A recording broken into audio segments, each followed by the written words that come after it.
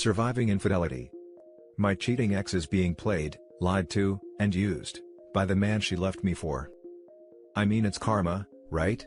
We were struggling in the pandemic this year. He told her everything she wanted to hear, talking about giving her the luxurious life, and thinking about going serious with her. Using his fitness and looks to keep her chasing. However, the only time they ever meet is to have intercourse. She only sees him like once or twice a week. She's getting used, and the things she craves, marriage to a wealthy athletic business owner daddy, are not going to come true. But she chose him over me, erroneously thinking she is making the right choice. After our breakup 17 days ago, my friend reaches out to her and found out she regrets her decision, and misses me.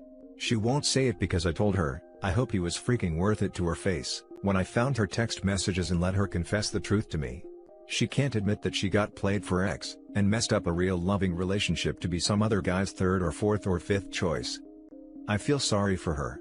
I also get it, because I also got played by a girl many years ago, who told me everything I wanted to hear, used me, and then tossed me aside.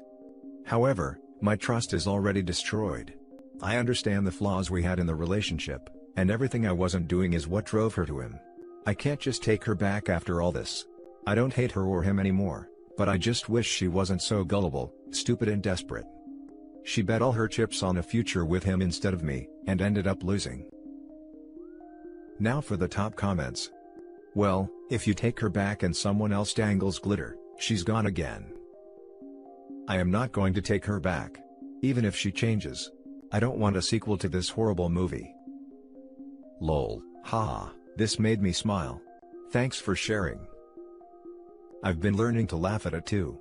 When my heart yearns for her, I want to forgive her and take her back this month, but that yearning goes away when I remember that she fell in love with an obvious player, and tricked herself into thinking she could tie him down and be his wife.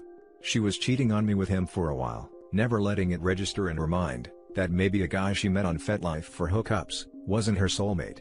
Oh well. Let her accept the consequences. When she reaches out and wants me back, I'll direct her back to him. Let's be real, it can be hard to see someone you cared for being used or hurt.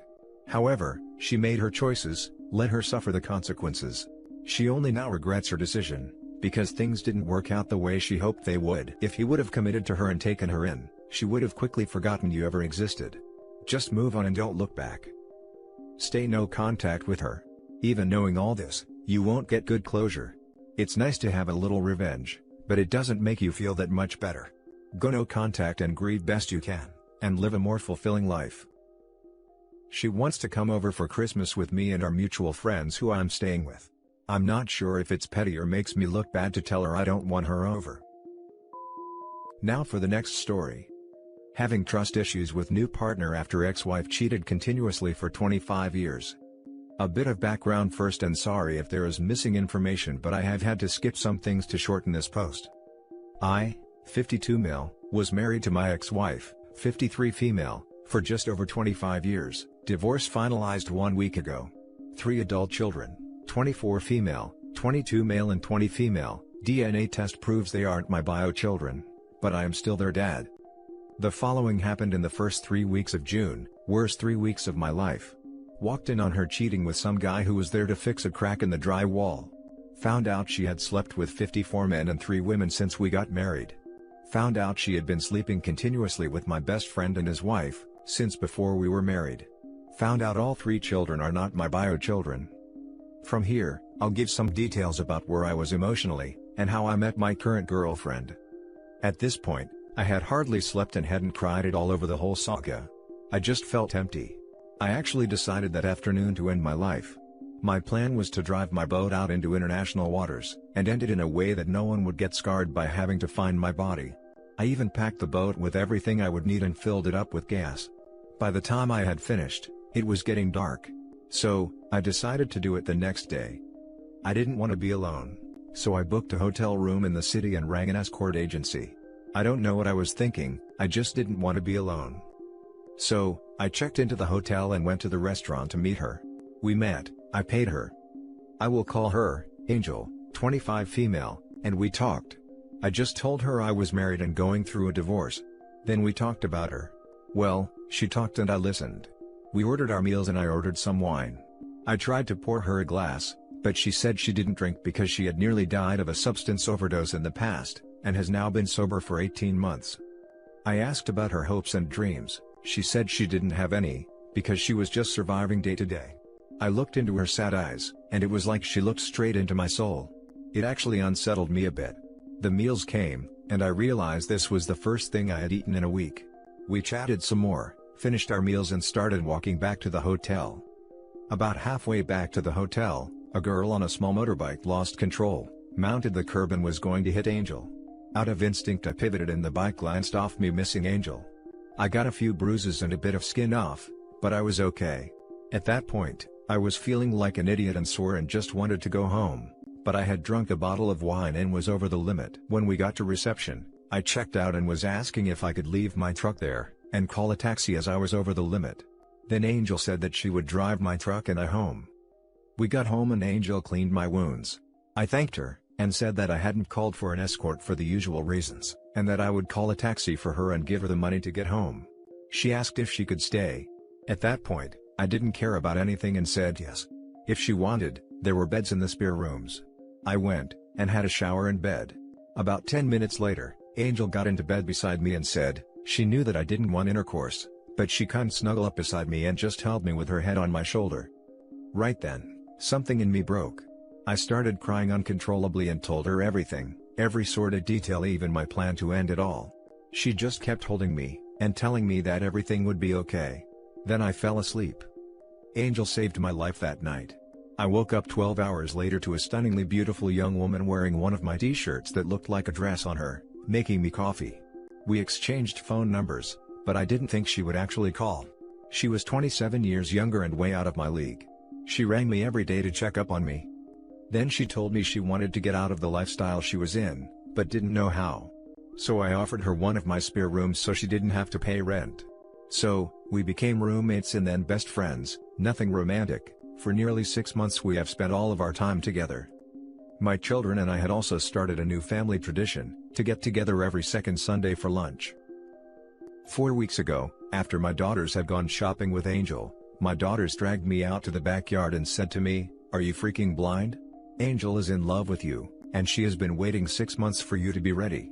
I was stunned and didn't believe them. Then my youngest daughter rolled her eyes and said, "Wake up, Dad." I walked straight inside and kissed Angel, and we have been together since. 2 days before the divorce was finalized, my ex-wife was in a car accident, broken pelvis, and put me down as an emergency contact.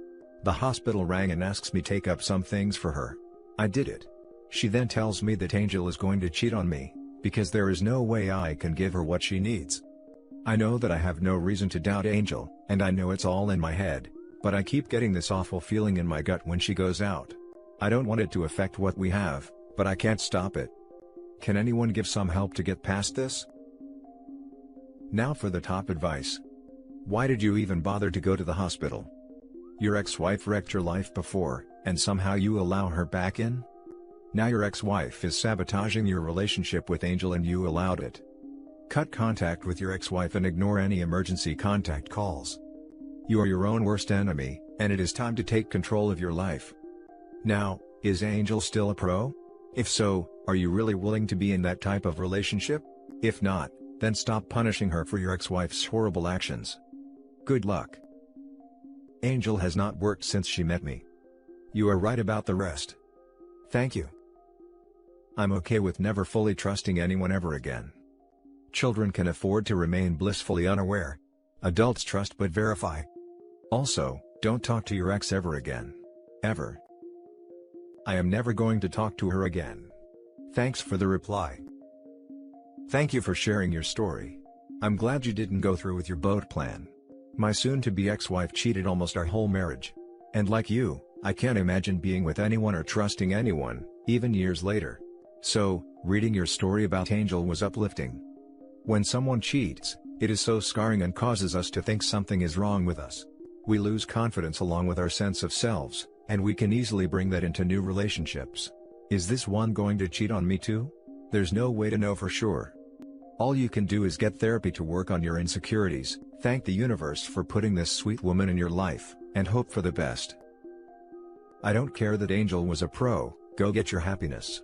We are not guaranteed tomorrow, even if the relationship only lasts a few years and is not destined forever. You have nothing to lose. Goddamn, after that story, you deserve a little joy in your life.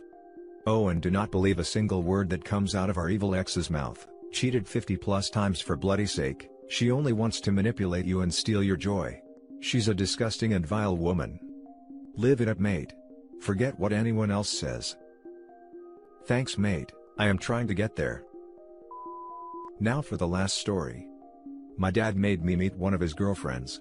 Should I tell her he has at least 6 other girlfriends? Here is some context. I found out my dad was cheating on my mom when I was 8. They finally separated after I turned 18. Me and my mom moved out, so my dad is basically living the bachelor life.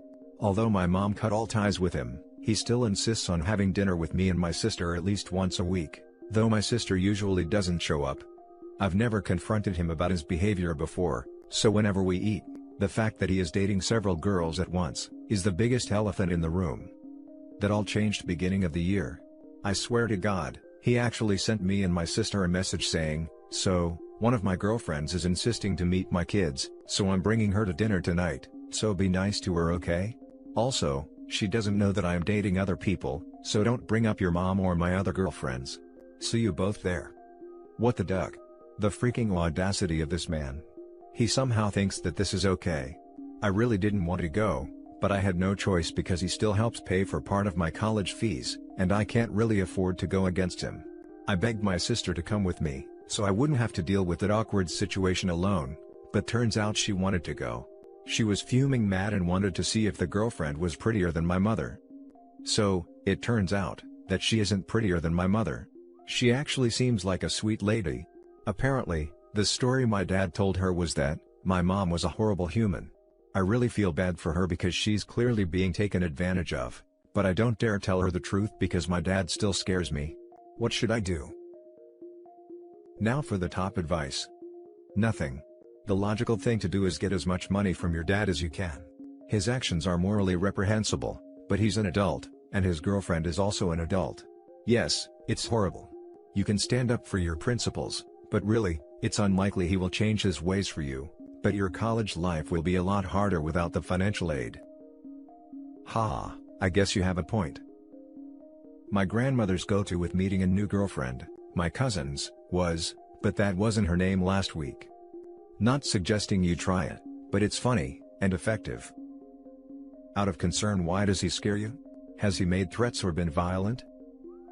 No, it's not that. He's actually never done anything like hit me to discipline me or stuff like that. He's always been the chill one out of the both of my parents.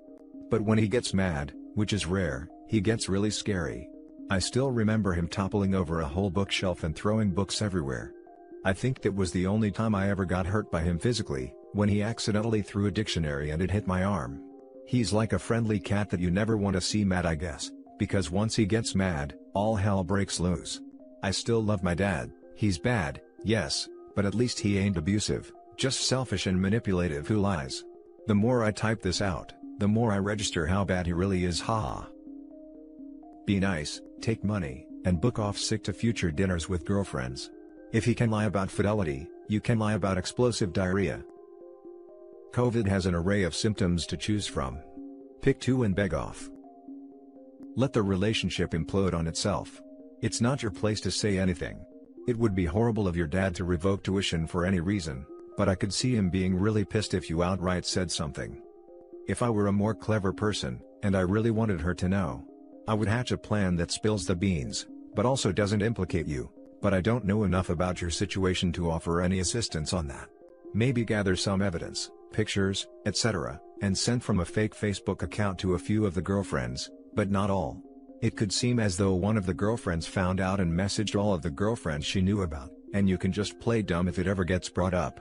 If you don't have a poker face, this may not work well because if it gets brought up, you don't want your facial expressions to sell you out. Alternatively, you could just talk to him and tell him what a terrible example of moral character he is to you and your sister, and you don't want to be involved in any of his lies. So, he can either keep his personal love life away from you from now on, or you could just keep a distance from him.